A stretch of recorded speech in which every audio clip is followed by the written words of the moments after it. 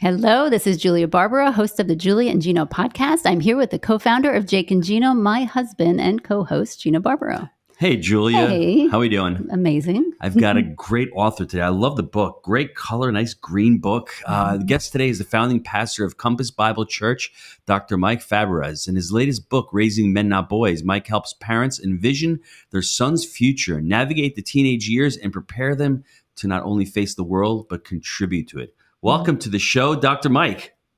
Hey, Gino and Julie, it's great to be on the program today.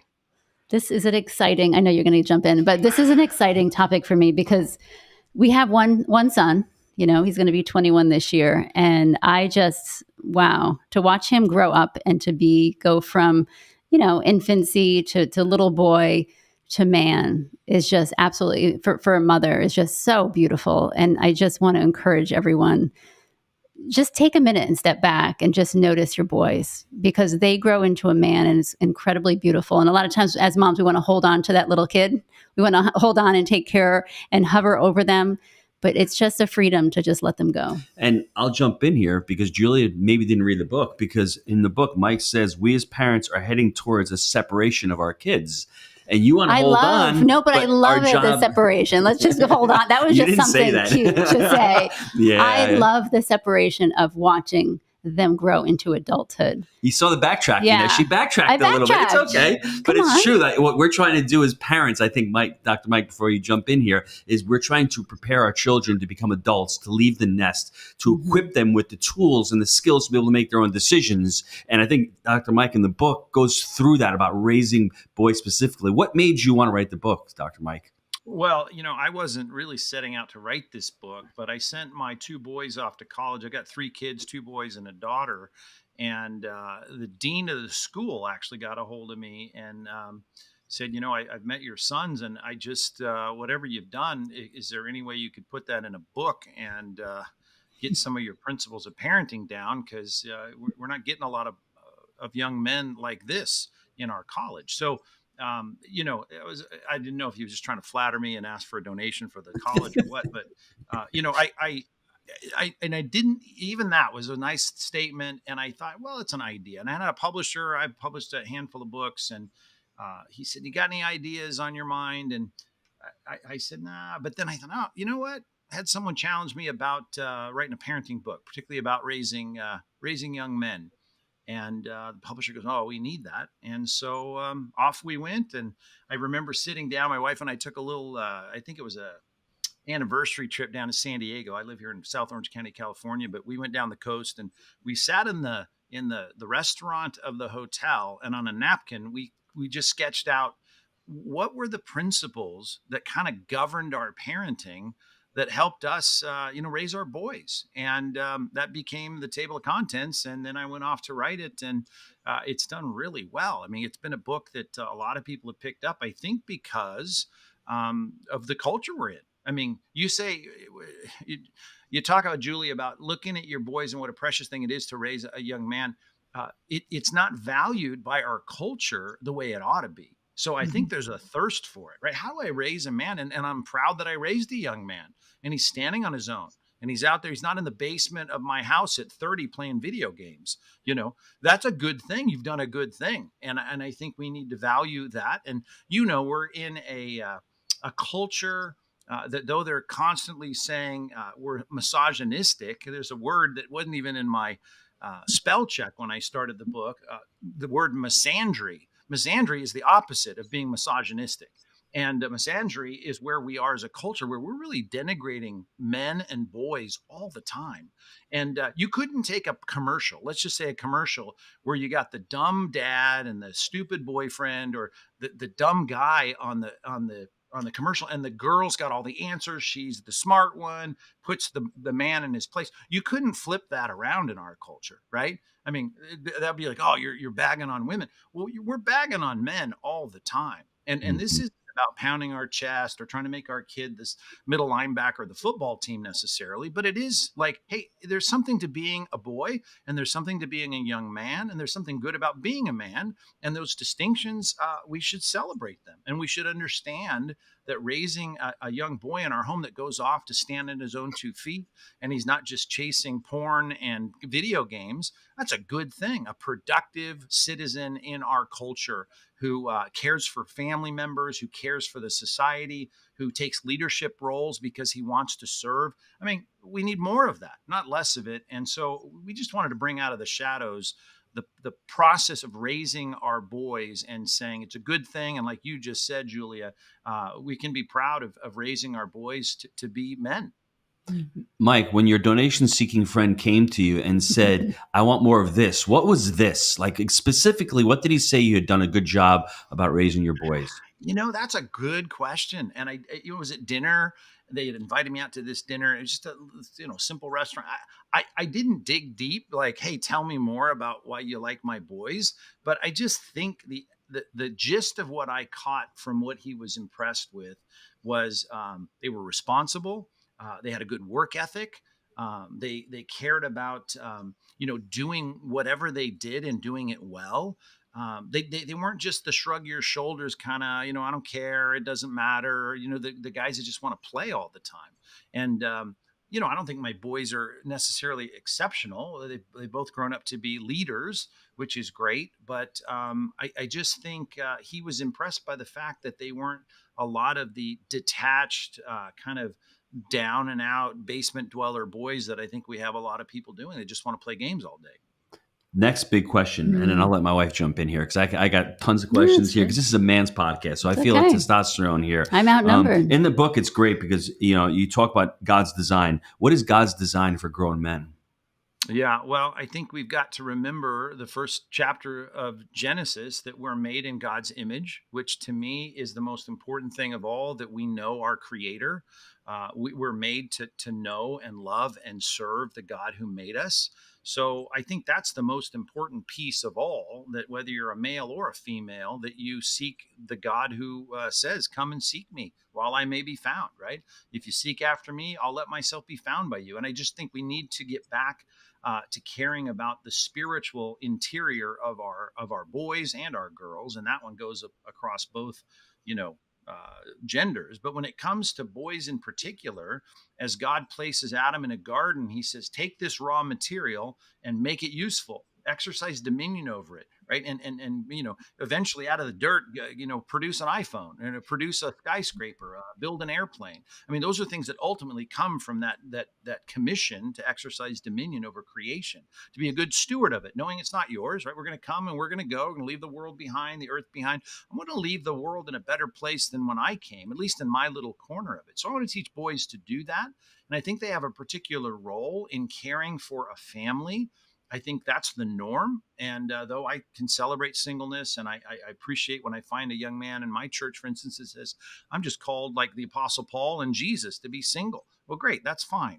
But the general, normal course of most people's lives is they're romantically inclined. They find a wife, and in finding that wife, they have a special responsibility to care, to nurture, to provide, to protect, and then to have children. And that whole process of even fathers being commissioned by God in Scripture to take the role of being that dad that doesn't exasperate his kids, but really make sure that they're raised thinking right and making good decisions. Dads are coaches, right? Moms are designed by God in a great way to nurture and love. And I see the distinction. I don't care how much people are egalitarian in their views of gender, but a little boy falls down on his bike and scrapes his knee and it starts bleeding, right? Mom runs over, kisses the boo-boo. Oh, are you okay? And dad's like, hey, there's no bone sticking out. Get back on the bike. Let's go. And I think that distinction is super important. And unfortunately, in a culture where we downplay the role of men in general, right? Men have to acquiesce to the side of just nurturing all the time. And I'm saying we nurture and care often by being a strong leader in our society, in the organizations we're a part of, in our homes and in our marriages. And so I think that was an important part of what God did in setting Adam in the garden and directing a lot of the oversight of what he was responsible for to him. And so there's a distinction there. And of course, I hope you understand that I'm coming from a position of the worth of male and female, 100% equal. We're made in the image of God, both male and female. He created them. absolutely 100% behind that. No one's better than the other. It's just that they're different. And with the differences comes some role responsibilities. And in those role responsibilities, I just think we need to prepare our boys to take on that special role of protection and provision, and being someone who provides leadership in some very specific ways. In the book, you talk about the modern challenge. I know marriage is under attack, but let's talk about the modern challenge right now that we have in society. And you touched a little bit upon it, but what else do you see as part of the modern challenge of raising young men? Yeah, I just think today there is so much that is designed for females, and I just think we want to celebrate females for sure. But when our little boys have that energy, we instantly say, "Well, you must have some attention deficit disorder." Well, every little boy has attention deficit, right? It isn't a disorder, right? It's the way they're made. They don't sit there and sit through the story time as well as my daughter, right? I've raised a daughter, I've raised two boys. I just know there's a difference there. I read a chapter in the book about sweating every day and making sure your boys sweat every day. And I think the reality of a culture that wants to corral our boys and kind of make them this androgynous, placid kind of, you don't raise your voice, you don't squirm around, you don't stand up. I mean, boys need breaks. They need to get out, they need to run around, they need to blow off this steam, because frankly, there's a chemical washing through their body at a greater degree than little girls. And we need to recognize that they need the outlet for that testosterone to run around and be little boys, climbing trees, adventurous. They're going to fight with sticks like they're swords. That's just part of the chemistry of how God made boys different than little girls. And I'm not saying there's not a spectrum of how people, I got some boys that want to join the chess club and some that want to be on the wrestling team. I get that. And same with females. You got some that are going to be on the softball team, and some that are going to, want to, whatever they do, sit and read a book, be on the book team, on the book club or whatever. So I realize the spectrums and all this, but I'm just saying at the center of men and women, there's distinctions. And in our culture, it's getting harder and harder when there's this merging together of expectations of human beings, as opposed to, no, men are different than women and little boys are different than little girls. And not to mention, let me just get this big one. And we know this is going on. Today, everyone is saying you need to be self-actualized, self-realized. You need to do what you want, whatever it is that you think you want to be or you want to do, you do it. It's about me, right? It's about self. It's about, as one book title put it, it's about the triumph of the modern self. And we put ourselves up on this pedestal. Well, Jesus came on the scene and said, real manliness, real servanthood is greatness, rather, is servanthood, putting my life in a place where I'm trying to be helpful, and I'm risking to be helpful, and I'm striving to be helpful, and I'm doing what I can in the world around me, through what God has given me, to do something that is really others oriented. A big part of the problem with the suicidal ideations of people, they're collapsing in on themselves. They look at their phones all day and they're trying to compare themselves to people online. Let's stop looking at ourselves in the mirror, and let's start focusing on the fact that we've been designed and equipped and we have certain talents to go and make a difference in the world for good, to serve. And you get back to that dinner that I had with the dean. I feel like maybe that's what he saw, right? Is that my boys weren't just in it for themselves, that they at least been trained to think, how can I serve the people around me? And that's critically important. That's a challenge in our day, because everything's wired for you. And that's why we have 35-year-olds living in their parents' basement doing nothing but eating pizza and playing games so that they can, tickle their brains on whatever it is that they think makes them happy. Yeah. Yeah. So it's so true. Everything you said, I love what you said. And I think the people out there are just confused because they send their kids to school and it's kind of like a battle. It's a battle between, I know what I should do. I know how I am supposed to raise my kids, but they don't know how. I mean, it's a basic question, but we try to lecture to the kids. We say, here's what you're going to have respect for other people. Give us some idea of how you actually raise your especially your boys through your example, because that's ultimately how we're teaching our children. Yeah, well, I think first of all, dad's got to be involved in actually raising their kids, right? I mean, a dad has to sit down at the breakfast table and at the dinner table and actually have conversations that matter about what your what you're going to face in this day. And at the end of the day, what you did face in the day. I mean, I ended my days with, my boys, not only at the table, but after we had some downtime as a family, the nights we were at home, sit down and read with my kids and sit down and pray with my kids before they go to sleep, tell stories with my kids. I mean, if you just hand them an iPad and say, well, dad's tired, he's been working all day, then dad's never really involved in the parenting of his kids anyway. Dads have to be engaged. And that's why I get back to the biblical responsibility being directed to men. Often things are directed to certain genders because they have a proclivity to not do that thing. And I think men, we think, hey, we're earning the paycheck, we're bringing home the bacon perhaps, and my wife's the one that's supposed to teach them things that are important. And I think, yeah, of course my wife is. And my wife probably taught my kids a lot more than I ever taught them. But I had to be involved, and I had to get involved in teaching them. I wrote some things early on when my kids were probably 3 years old, my oldest. And I started writing, how can I impart to them the things that I think are important? I ended up writing a manual called Bible Survey for Kids. Because in my mind, the answers are ultimately found in the scriptures, right? And I'm thinking, okay, there's so much I want them to understand. Well, I've got to be able to teach them myself. So I created this kind of teacher's manual that I used as a guide to sit down every day with my kids and say, here's what the Bible has to say. Here's why the things in it have endured for millennia, because it's the foundational ingredients for being a human being. So I needed to sit down and teach them that. And how many dads even have a thought these days about actively engaging and teaching and training their kids? So I think dads have got to coach their kids, and not just mom. And the mom may have more hours with my kids than I'll ever have, than I ever had when they were in the home. But I need to purposefully say, I'm going to get involved. And I get involved by reading good books with them. I get involved by reading to them when they're young. I get involved by teaching them things. We used to draw pictures together of things that were important and then just discuss them. I mean, however you want to do it, you just got to do it. And you've got to be more actively engaged. And what do they see? You talk about an example. They see dad caring about things more than just sitting down and watching, cat videos on YouTube, right? They start to realize, hey, dad cares about stuff. And I think most dads are very active. They show a lot of initiative at work, right? They're going after sales. They're being aggressive. They care. They strategize. But when they come home with their kids, if I ask, what's your strategy for raising your kids? How engaged are you, right? How much do you think about the threats like you do to your business?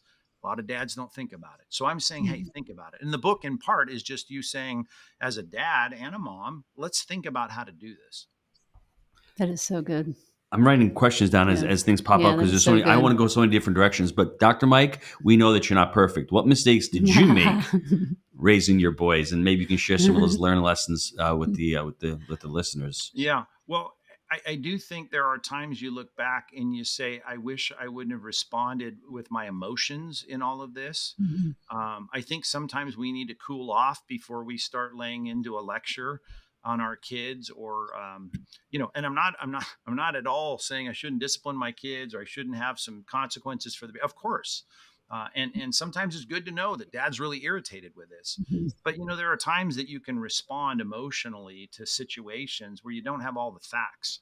And when you look at how important it is, in every other area of life for there to be fairness as you look at whatever situation, I just want to have more, I want to have a more thoughtful and intellectually driven response to what's happening, and not just this irritated me, so here's what I'm going to do.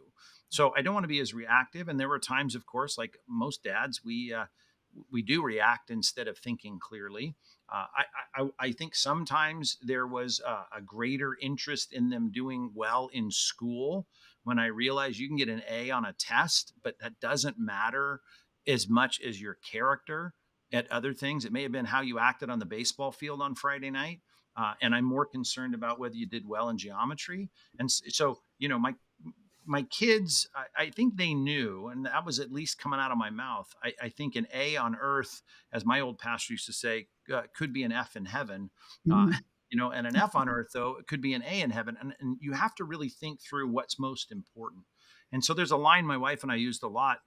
What will matter, 20 years from now for my kids? And will this matter? right? Will this recital matter, or that they broke this thing matter?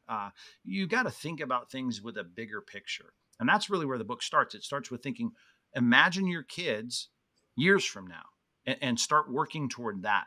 And that's, like you said, Julia, you're sending them out into the next generation. Psalm 127 talks about kids being arrows, and we're shooting them out. And so I want to envision where are they going to be when they're 35? How are they going to respond to their wife when they're 35? How are they going to deal with their job when they're 35? So I just think that's a big part of it, and how we consider it in our own thinking. Mike, tell us about the relationship of husband and wife at home, mother and father at home. I think a lot of times we think, and I've talked to a lot of women about this, take the argument into the other room. Don't let the kids see you argue. There's a lot of ways people, show their kids the relationship. Maybe people like argue in front of the kids. There's a lot of interesting ways that people do that. What is your take on that? How is it you and your wife? What was the relationship like in the home, in front of the kids? Yeah, well, I do think there is a desire of every sinful kid to want to divide and conquer. And so I wanted to make it really clear. Mom and I are a team on this. As a matter of fact, when you're long gone and you move out, Mom and I are still going to be here. This is the permanent relationship. And, we're going to be on the same team. And so we worked at that. We tried to make sure that if we did have disagreements, we're going to close the door and discuss it behind closed doors, because we're a team. And we didn't want to show that there was a chink in the armor in terms of our opinion about something, because the kids always want to exploit that, right? They love to exploit that. So I do think they need to see the priority of mom and dad. And I tell you what, this is a very simple thing. Gino and Julia, think about this. It's a simple thing. It's so simple, but I just find if parents do it, it speaks volumes to the kids. And that is mom and dad being committed to date night, going out on a date, starting from the earliest of years. And I remember my kids clutching to my pant leg, right, when we dropped them off with grandma or, a friend at church, and screaming. And I remember getting down on their level and going, you know what? This is what I want you to do with your wife, right? When you're a grown up. They didn't process all that, but I want you to prioritize the relationship of your marriage. And I'm going to do that with your mom. So you're just going to have to suck it up, because mom and I are going out for some sanity and some spaghetti, and we're going to have dinner and a walk on the beach and an ice cream. And then we'll see you in the morning. And I think that consistent prioritization of the marriage over the parenting is critical. And our natural tendency is to put everything aside in our marriage, right? Our sex life, our dating life, our time together, and focus on the kids. That becomes a child-centered home, and kids know that it's a child-centered home. And you've just set yourself up for chaos, I think, for the next 15, 16 years. Definitely. I think we fell into that a little bit, where it was, I learned kids come first. And unfortunately, it was like 15 years of that. And so that was one thing that was probably one of my bigger regrets. But at the same time, it taught me a lot. So my kids are okay. We talk about it all the time, but it's all good. Why are you looking at me when you're saying that? Because I was curious. She's blaming me for not. It was completely on me. Completely on me. He cooked spaghetti at the restaurant. He had it in a restaurant for years. So I didn't want that. Was the last thing I wanted. But yeah, don't be arguing in front of the guests. See, yes, I will divide and conquer at this point. But it is interesting, because I know divorce rate is so high, and my husband and I always had. My husband's Italian, so he uses his hands. My kids used to think we fought all the time and argued, but we were just talking. And lately, though, the kids now are actually worried when we fight, which they never were before. And I think the divorce rate has gone up so high, and I never really thought about that. But my kids now are worried that every time we disagree, there's going to be an issue.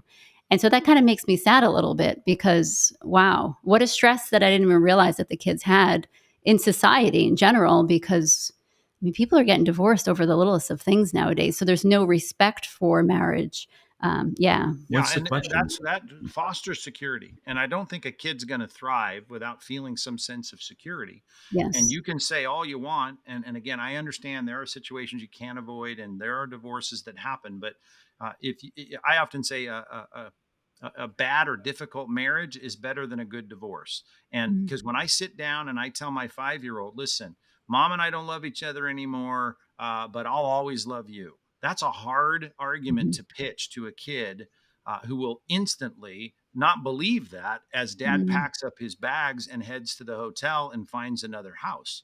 You have to be able to show them you are secure in this home because mom and dad are committed to one another. And as that's like you said, Gino, we're heading toward a divorce with our children. And I want them to know you're gonna move out and you're gonna start your own family. And I hope you'll come visit, and I hope you'll take a call once a week from us. But mom and I are in this till death do us part. And I think that does provide security and a context for our children to start to thrive. Because you're right, we don't want them feeling insecure that mom and dad aren't a firm foundation. Jake and Gino's Multifamily Mastery 6 is coming to the Gaylord Palms in Orlando, Florida this October 14th and 15th. Join Jake and Gino as they welcome special guests like Chris Voss, Luke Wren, David Green, and many more. Discover Jake and Gino's 3-step framework for real estate success, enabling students to accumulate $4 billion in assets. MM6 is the multifamily event of 2023 that you do not want to miss. Go to jakeandgino.com/MM6 to reserve your tickets today.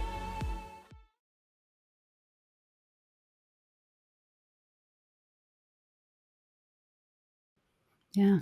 Mike, this is more of an opinion question, but why do you think, and I can give you my opinion after you've shared yours, why do you think that society is heading this way by confusing children, by trying to break up marriages, by making kids think of their sexuality at such a young age? What do you think is behind all this? What do you think they're trying to achieve by confusing us? Yeah.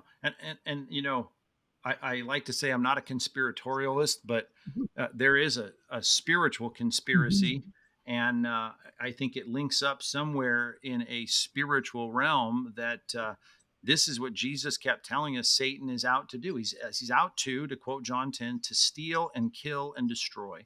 And there's no better way to do that than to dismantle our families or get kids to believe that our sexual organs are just there to be entertainment for us. And we just turn all the attention on ourselves. And if we can put ourselves at the center of our little universe, then we have all these colliding little universes and we create chaos. Satan, I believe, he's the author of chaos, right? God is a God of order. And to be in an ordered society or even an ordered home, that means you can't always get what you want. I mean, I don't know anybody who gets married and gets everything they want, right? Because you got another human being that you're sleeping next to, and they got wants and they don't always harmonize with your wants. So I have to teach my children, and I have to pray for our society that we'll start to see the greater good. It's like money, right? I have to save now and sacrifice now so I can get something I might want later. It's a deferred fulfillment. And today, I think Satan, this is the conspiracy in every area, saying you don't have to wait. You get whatever you want. Get your fulfillment now, and don't worry about the bills that'll come in down the road. And I do think that's the problem. And you can connect dots everywhere with all that's going on in society of people becoming more self-centered, more self-focused, more self-aggrandizing, more prideful, more into themselves. And real love is not that way, right? Love is not self-seeking. Yeah. I am not a conspiratorial person also, but so funny that the both of you said that, but then spoke truth. I think it's very, to me, it's so clear nowadays that they're just trying to confuse people because they want weak men, because weak men are easily controlled.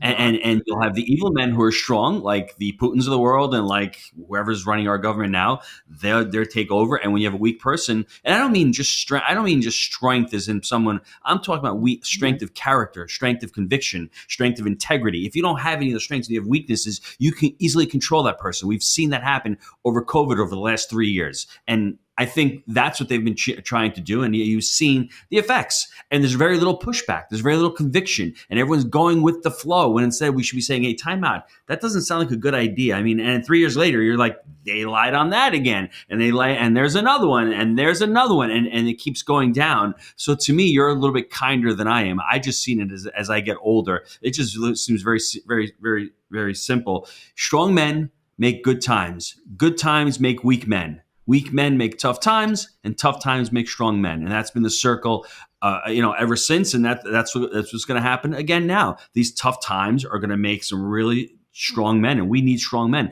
And if there aren't strong people leading us, we're going to be in a world of hurt. What say you, Joel?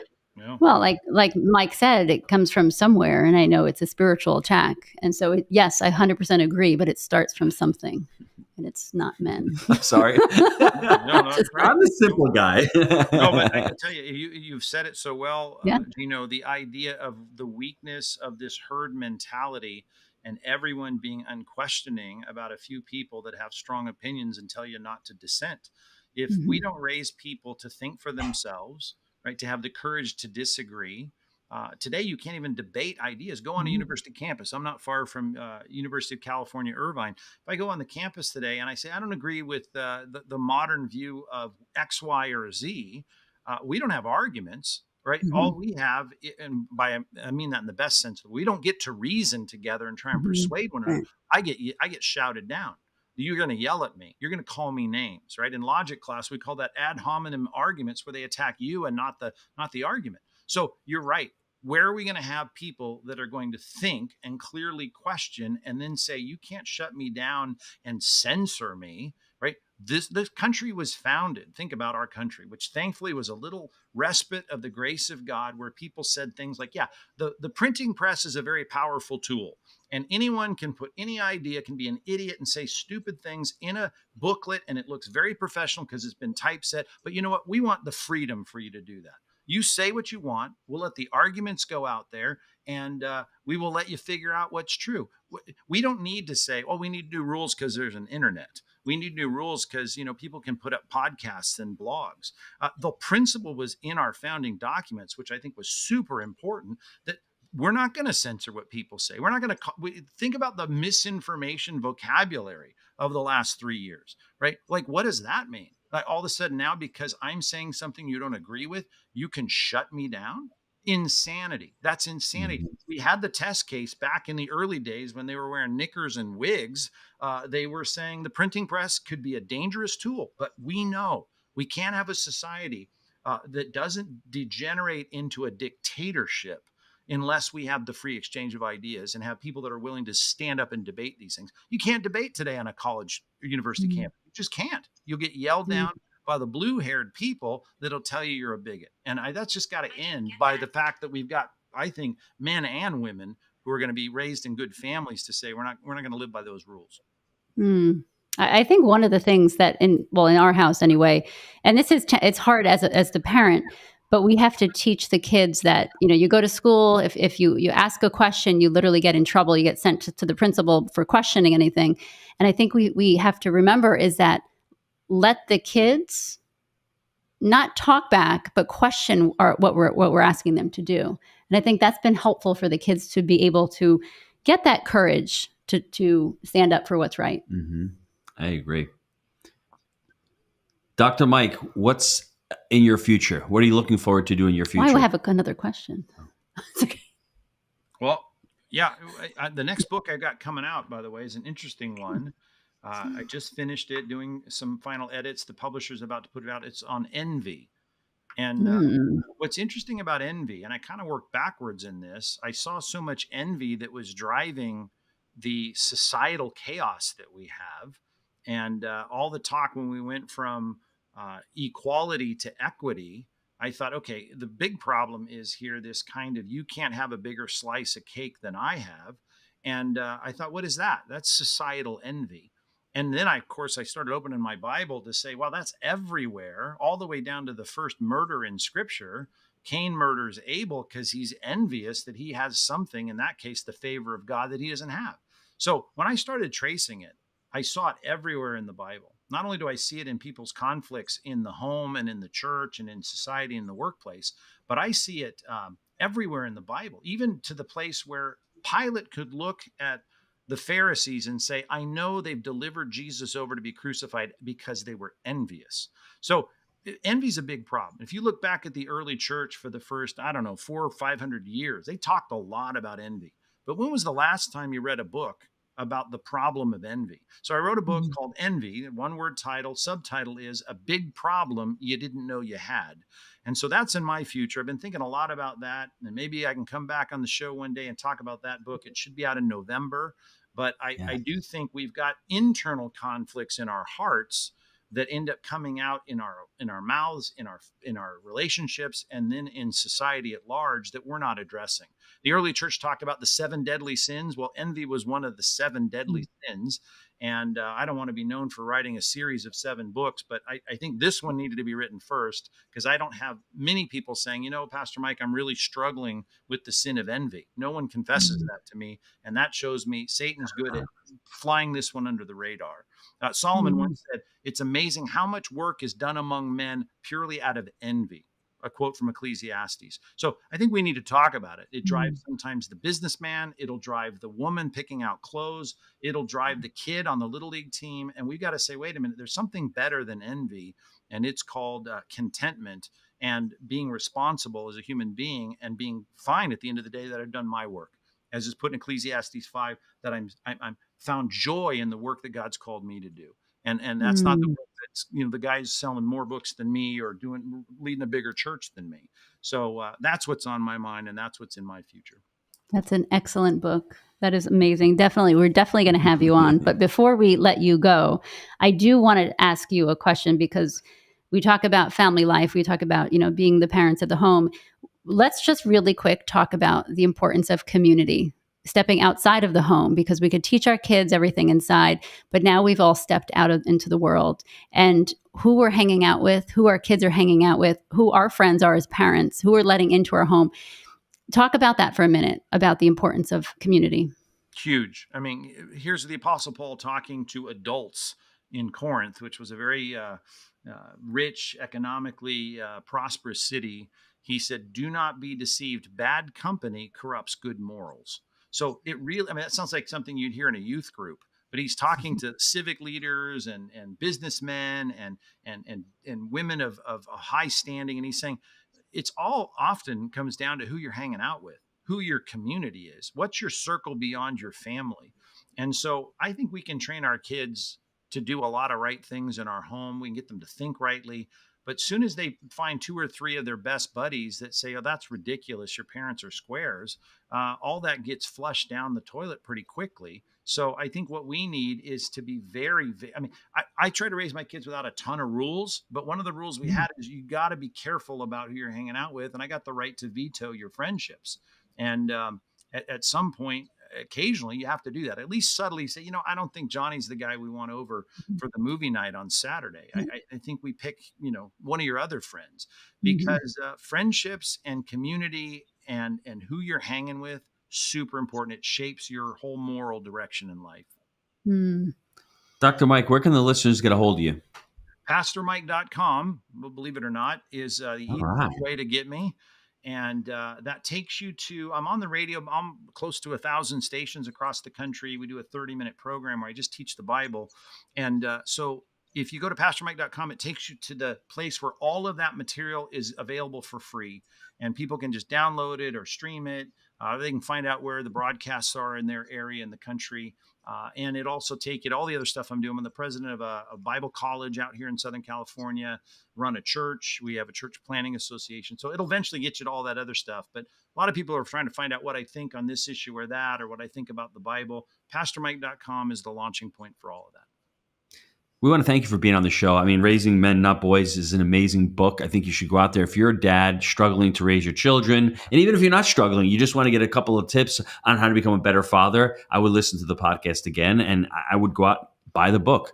We want to thank you for being on. And my wife always teases me for ending the show like this, but I'm going to end the show like this because it's my show.